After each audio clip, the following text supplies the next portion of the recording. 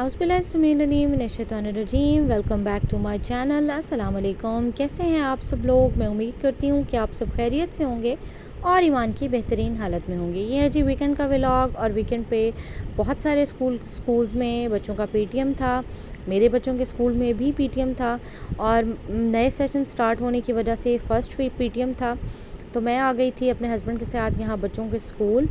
और ये एक बड़ा पॉजिटिव चेंज है जो अब एजुकेशन सिस्टम के अंदर आया है कि बच्चों का पीटीएम होता है और पेरेंट्स और टीचर्स के दरमियान जो कम्युनिकेशन है ना, वो बच्चों की तरबियत पे बड़ा एक पॉजिटिव इफ़ेक्ट डालती है। अगर पेरेंट्स सिर्फ कम्युनिकेट करने जाते हैं टीचर्स के साथ, वरना मैंने बहुत दफ़ा एक्सपीरियंस किया है कि पेरेंट्स जो हैं वो टीचर्स को ब्लेम कर रहे होते हैं, तो कि आप हमारे बच्चे के साथ यूँ नहीं करी।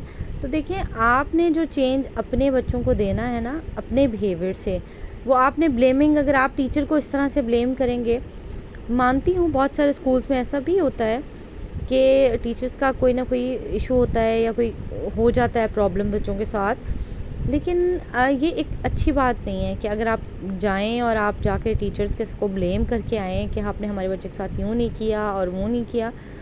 तो इस तरह कहीं आप तो ऐसा नहीं करते, मुझे ज़रूर बताइएगा कमेंट बॉक्स के अंदर। और अगर ऐसा करते हैं तो उसके पीछे भी ज़ाहिर रीज़न्स होंगी, लेकिन कोशिश किया करें कि इस तरह के बिहेवियर अवॉइड किया करें कि आपके बच्चों की मेंटल हेल्थ पे भी और बच्चों की तरबियत पे भी बड़ा एक नेगेटिव इम्पैक्ट जाता है और आगे से टीचर्स को भी एक नेगेटिव इम्पैक्ट जाता है कि वो अब आपके बच्चों को फिर उस तरह से नहीं लेती जिस तरह से बाकी बच्चों के साथ उनका बिहेवियर होता है।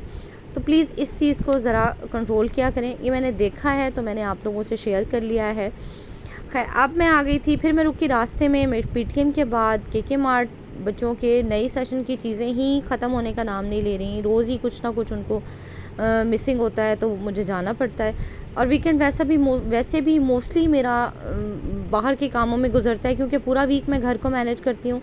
बहुत सारी ऐसी चीज़ें होती हैं जो मुझे वीकेंड पे बाहर जाके मैनेज करनी होती है। बाज़ दफ़ा मैं ग्रॉसरी भी खुद ही करी होती हूँ, सब्ज़ियाँ भी खुद ही ले रही होती हूँ, क्योंकि ख़ुद जाके लेने से ज़रा आपको तसल्ली होती है और आपको आइडिया होता है आपने क्या क्या लेना है। अब मुझे बहुत ज़ोर से भूख लग रही थी, क्योंकि सुबह मैंने सबको नाश्ता कराया था और मैंने ख़ुद नाश्ता नहीं किया था। और अब मुझे जब बहुत भूख लगी तो मेरे हस्बैंड ने कहा चलो सबवे चलते हैं। एक हेल्दी ऑप्शन मेरा ख़्याल में बाहर के खाने में एक सबवे एक बेस्ट हेल्दी ऑप्शन है। खैर, मैंने आज अपने लिए सैंडविच करवाया था। तो अगर आपकी चॉइस अच्छी है और आप चीज़ों की सिलेक्शन अच्छी कर लेते हैं, तो फिर सबवे जैसा टेस्ट आपको मेरा नहीं ख्याल किसी और रेस्टोरेंट में मिलेगा। मैंने यहाँ अपनी मर्ज़ी से सब कुछ कराया था, ब्रेड भी और बाकी सारी वेजेस वगैरह भी। तो बड़ा ही ज़बरदस्त और लोडेड सा एक ज़बरदस्त सा सैंडविच था। अल्हम्दुलिल्लाह मैंने खाया और बड़ा मज़े का था। और थोड़ा सा टाइम मैंने हस्बैंड के साथ यहाँ स्पेंड किया था।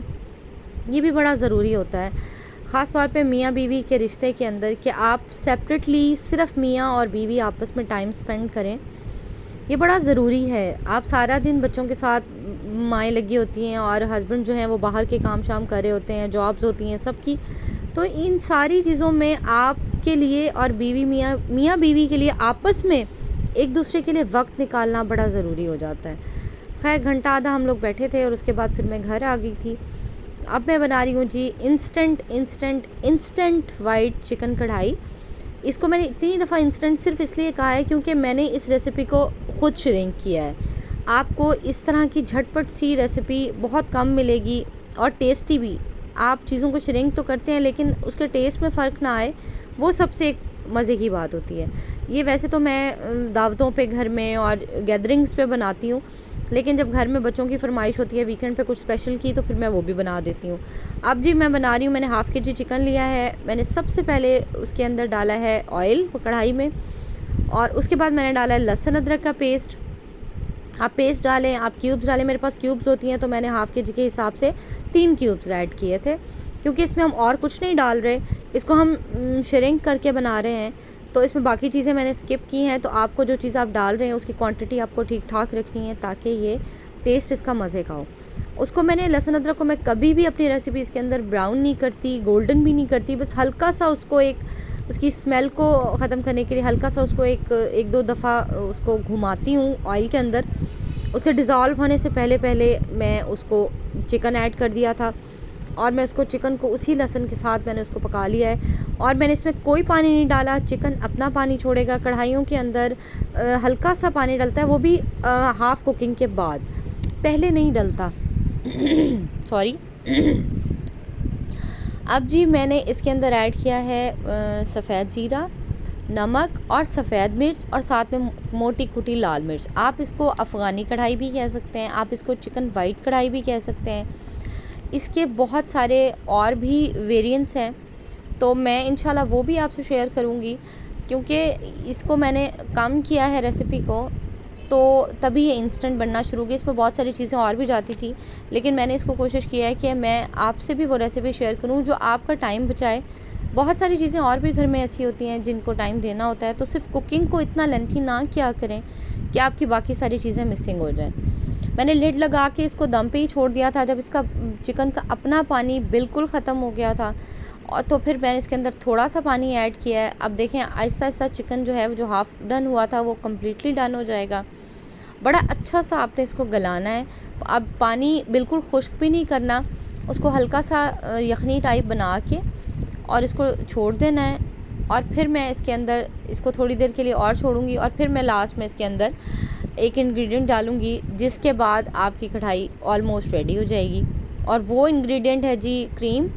आप फ्रेश क्रीम भी ले सकते हैं, आप टेट्रा पैक की क्रीम भी ले सकते हैं, आप घर में बालाई को बीट करके भी क्रीम बना सकते हैं। पहले मैं बहुत पहले ऐसे ही करती थी, मैं बालाई को, घर की बालाई को जमा करती थी, उसको बीट करती थी और फिर उसको कढ़ाई में ऐड करती थी।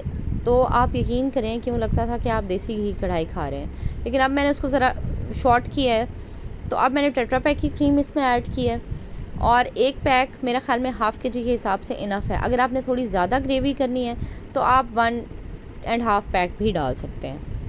मैंने इसमें ऐड किया जी क्रीम, और अब मैं इसको मिक्स करूँगी। मिक्स करने के बाद मैं इसको हल्की आंच पे दम पे छोड़ दूँगी। ये जब क्रीम अपना ऑयल छोड़ती है और जो ऑयल आपने डाला होता है वो ऑयल छोड़ती है, और उसके बाद ये प्रॉपर कुक होती है, तो असल इसका जायका और टेस्ट तभी निकल के आता है। ये इतनी कोई मज़े की क्रीमी सी हांडी होती है, इतनी मज़े की होती है कि आप यकीन करें। और सबसे अच्छी बात यह है कि हैवी नहीं करती, कि आपने अगर खा लिया है तो आपको हैवी फील होना शुरू हो जाएगा। इस तरह का कुछ भी नहीं होता, बड़ी ही लाइट सी और बड़ी ही टेस्टी ये बनती है। अब मैंने इसको खैर थोड़ी देर के लिए इसको मैंने पकने के लिए छोड़ दिया था, और आंच को मैंने बिल्कुल स्लो कर दिया था। थोड़ी देर के बाद मैं इसके अंदर चम्मच चलाती रहूँगी ताकि ये बहुत ज़्यादा सूख ना जाए और ज़रा हल्की सी थिक हो जाए। उसके बाद आपने इसे बहुत ज़्यादा भी थिक नहीं करना, थोड़ी देर में ही ये हल्का सा ऑयल छोड़ेगी। जैसे ही ऑयल छूटता है तो कढ़ाई बिल्कुल रेडी हो जाती है। आप लोगों से रिक्वेस्ट है कि आप लोग वीडियोस देखते हैं तो प्लीज़ चैनल को सब्सक्राइब भी किया कीजिए। मेरे पास क्लिप पड़ा हुआ तो मैं, या पिक्चर हुई तो मैं आपको लास्ट में ब्लॉग के शेयर कर दूंगी कि आप लोग वीडियोस तो देखते हैं लेकिन आप चैनल को सब्सक्राइब नहीं करते। आपकी सब्सक्रिप्शन हमें मोटिवेशन देती है और हमें आइडिया होता है कि आप लोग वाकई पसंद कर रहे हैं और आप तक हमारी रेसिपीज़, हमारी शेयरिंग, ये सब चीज़ें पहुँच रही हैं। तो कमेंट बॉक्स आपकी राय के लिए होता है, उसको ज़रूर फिल कीजिए और मुझे ज़रूर बताया करें, अपने कमेंट से आगाह किया करें कि आपको व्लॉग्स कैसे लग रहे हैं। अच्छा जी, अब मैंने इसमें डाली हैं जी हरी मिर्चें। ये भी आप इसको साबित भी डाल सकते हैं। अगर आप इसको साबित ऐड करते हैं तो आप इनको रेड, जो गोल मिर्च मैंने डाली है उसके साथ डालें, उसका भी एक अलग टेस्ट होता है। लेकिन हरी मिर्च अगर ऊपर से डाली जाए तो उसका एक अलग ही मज़ा होता है।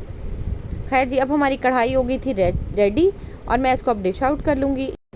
अब है जी ये संडे मॉर्निंग, और लास्ट टाइम जब मैंने लॉन्ड्री की थी तो क्योंकि छोटे बच्चे वाली माओं को बहुत मुश्किल होता है कि बच्चे उनको टाइम दे दें, तो मैंने जब लास्ट टाइम लॉन्ड्री की थी तो मेरी बेटी मुसलसल पानी में रही और उसकी वजह से वो बीमार हो गई थी, और उसके बाद सबको ही फ्लू हो गया और खांसी और नज़ला हो गया। तो अब मैंने सोचा कि मैं उसके सोते सोते लॉन्ड्री कर लूँ। सुबह ऑलमोस्ट 5:30 बजे मैंने वॉशिंग मशीन लगा दी थी, और 8:30 बजे मैं अल्हम्दुलिल्लाह सब काम करके फ्री थी। उसके उठने से पहले ही मैंने सब कुछ कंप्लीट कर लिया था। अब ये है जी रात का टाइम, और यहाँ पे हम लेके आए हैं जी बच्चों को बाहर आउटिंग के लिए। हफ्ते में एक दफ़ा बच्चों को भी बाहर लेके जाना ज़रूरी हो जाता है आउटिंग के पर्पज़ से।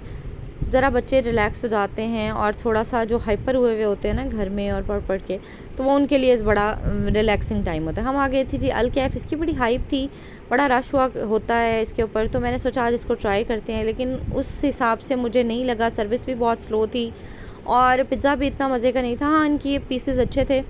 खैर खाना खाने के बाद जी हम लोग घर चले गए थे। ये था जी मेरा आज का व्लॉग। उम्मीद करती हूँ आपको पसंद आया होगा। पसंद आए तो चैनल को सब्सक्राइब कीजिएगा, वीडियो को लाइक कीजिएगा। अल्लाह हाफ़िज़ जी, बाय बाय।